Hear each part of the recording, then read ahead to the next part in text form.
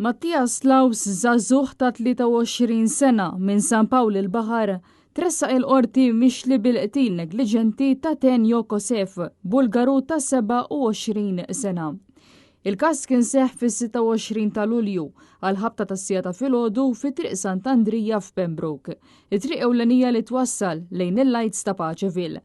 Dakinhar Kosef kien qed isuq mutur tal-għamla Honda u kien involut f'ħabta ma' BMW li kienet qed tinstaq minn Mattias Laus.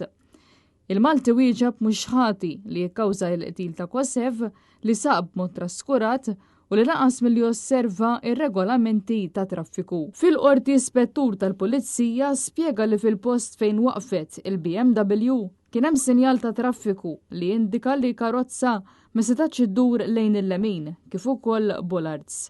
Filmat meħud minn bodycam li ġie ppreżentat fil-qorti, Laus kien instema jammetti li kien qed isuq il-BMW u jgħid lill-pulizija li kien qed isofri minn xokk qawwi. Iż-żagħżugħ irrifjuta l-għajnuna legali u iffirma l-formula ta' rifjut ipprovduta mill-pulizija. U mit-test tal-breathalyzer li sarlu dak il-ħin irriżulta li hu ma kienx taħt l-influenza ta' alkoħol. L-akkużat kien staqsa dwar il-kundizzjoni tal-vittma u l-ispettur kien infurmah li Kosef kien miet.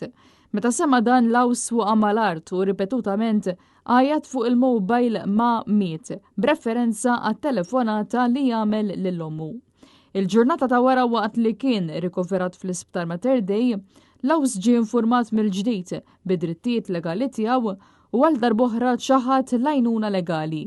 Il-prosekuzzjoni f'dan il-każ qed titmexxa mill-avukat Justin Brincat mill-Uffiċċju tal-Avukat Ġenerali u l-Ispettur Nathan Buġejja. L-avukati Vincent Vella u Herman Mula qed jidhru għall-akkużat filwaqt li l-avukat Veronique Dalli qed tidher għall-familja tal-vittma.